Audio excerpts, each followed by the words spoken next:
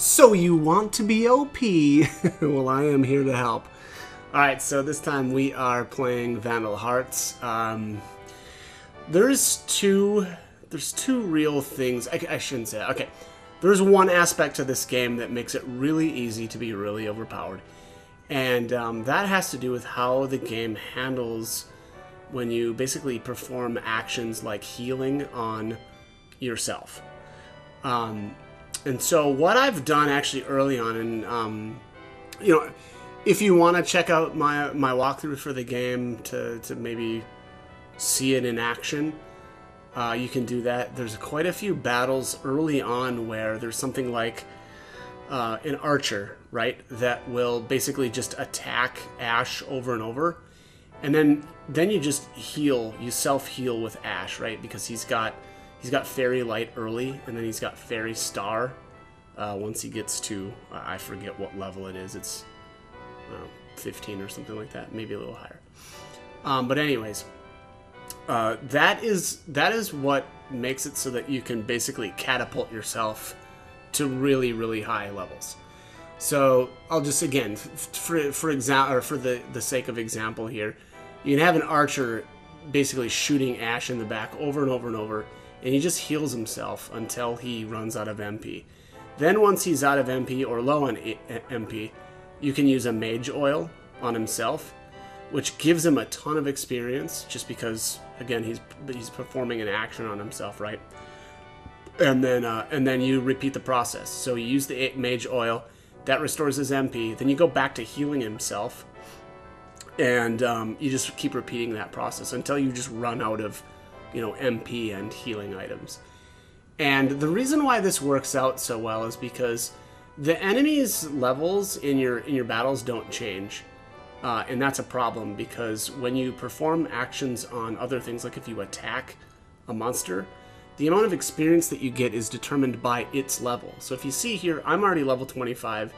These monsters are 11. So I'm not going to basically get any experience at all for doing anything to them.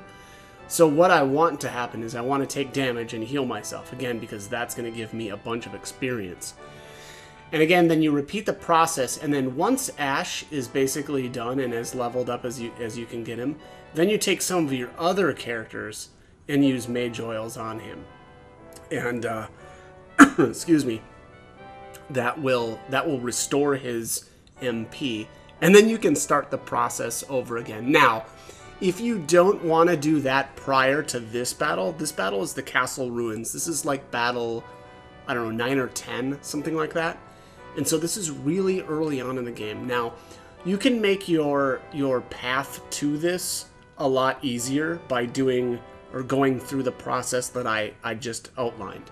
Now, you don't have to do that, though, if you don't want to put all of that effort in. And the other thing is that it costs you a decent amount of cash, too, although I will be honest, I don't think that the money is actually an issue. But basically what happens is, instead of putting your money into your gear to, like, whatever, have better, like, defense and better attack, which, again, I don't think you actually need, but instead of doing that, you're putting all of your money into, like, Mage Oils, which is, again, going to get you tons of levels instead. And I think being higher level is way more valuable than, than having that equipment. Now, the only thing that I would caution is, and I don't really think that this is that big of a deal, but there are fights in the game that are typically a lot more difficult than, like, the story battles. They're optional battles, really, is what they are.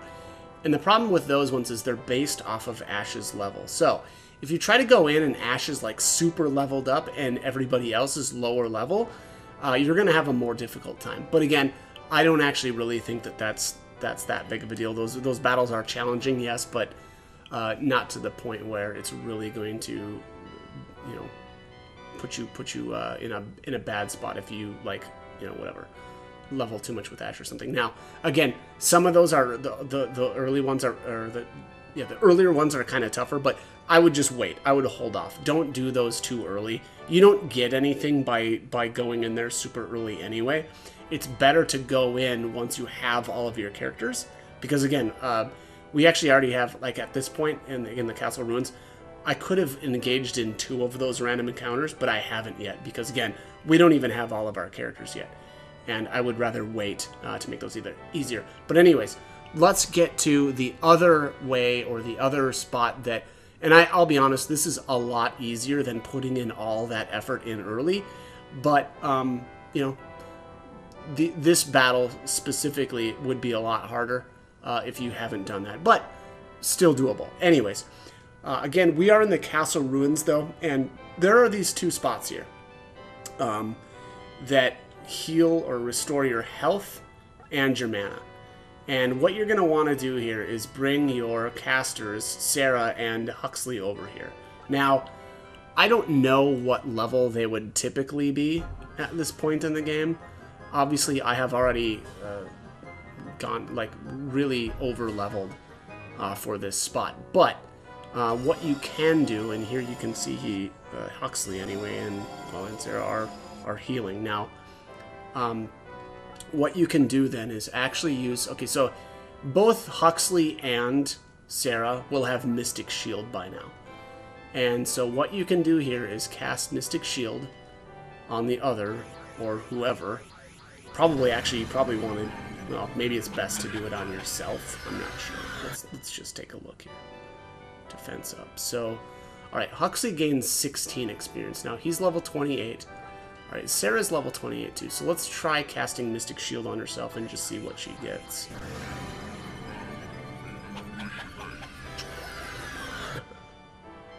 Defense up. Oh, she didn't get any. Okay, well, that's a problem. Alright, so you probably want to cast it on the other one. So let's just try that.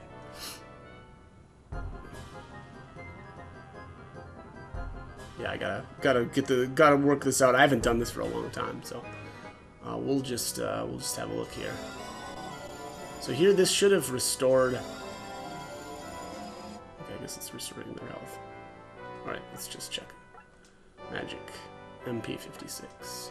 All right, so let's cast this on Sarah again. Let's just see if this even does anything. Nope, 17. Okay. Alright, so yeah, you want to cast it on somebody else. It appears that if you try to cast Mystic Shield on yourself, or maybe it's because Huxley had already cast it that turn. I'm not sure, but generally I think it's a better idea to just cast, you know, on the other person. Alright, so that's 17 again. Now, you can just keep repeating this because I believe here that this is restoring our mana as well, so we'll just take a look here at how much MP Huxley has.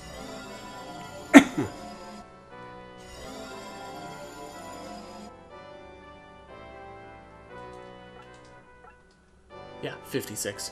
So it's restoring his MP. So you can just keep doing this over and over. And because it's restoring your MP, you can do this indefinitely until you're maxed out. Now, I think, and I can't remember, but I think the max level in this is like, I can't remember if it's 49. I think it's 49. It's something like that. But you know, you don't need to go overboard like that. I mean, you can absolutely, and I've done it before, and it's kind of crazy, but you don't need to. But the other thing that I want to point out, though, that you can do, and you don't even need these tiles that restore your MP, is eventually you will get. Let's step off of him. All right, so let's do one more turn here. At level 20, with the bishop, you don't even need to be the archbishop. You can just be the bishop. You get an ability called Magic Charge. All right, so it's way down here. It's Magic Charge. Magic Charge takes 10 MP from the caster and gives it to whoever you want. Now, the crazy thing with these bishops is you can cast it on each other. So Sarah can cast it on Huxley to give him 10 MP. And then Huxley can take that 10 MP and give it back to Sarah. And now, so she didn't get anything because Huxley already had full mana. But now I'm going to pass it back here. And he will get experience from this. Or, yeah, he'll get experience because Sarah lost 10 MP, right? So there you go. There's the 17 EXP. And again, you can just keep doing that back and forth, and they will just continue to gain experience indefinitely. Now that's great. Okay, so let's just say that you do that, or you keep that process up for a while. What you can do then is bring one of your other characters over and use an item on them. So like right now, again, Amon is at like 25, and if I go use something on Sarah here, let's just take a look here. We'll have to do one more turn here. And I think Sarah is missing some MP, so let's make sure. 56. Let's alright, so let's give the magic charge back over to Huxley, because I want to use some of her MP here. Oh, I should say I want to make sure that she's not at full MP. All right, so she gets 17. All right, so now at this point, I'm going to take Amon over here, and I'm going to give her a Mage Oil. Now that's going to restore the MP, because again, she just used 10 by giving it to Huxley. And Amon gets 100 experience. So that's a full level. So now he's 26. Now I'm actually, yeah, that's... And you can just keep repeating this process, right, with everybody else to bring everybody else's levels up closer to, Sarah and Huxley's. Now, the other characters, it's almost impossible to keep up with these two, because they can just keep charging themselves, or charging each other, I should say, over and over. And so you're always going to be a little bit behind with everybody else until you get, close to their level. But, you can go, let's just say that if you charge these two back and forth until they get to, let's just say 35, and then Amon is 25. Well, if Amon goes and uses a Mage Oil on Sarah when she's 35, he's going to gain like 7 levels, right? Maybe even more. And that's how this game works, though, too, is like the higher level that you use like an item on another person, the more experience you'll get, right? So it always kind of tries to get you to not get too far away, I guess I would say. But again, you have to use an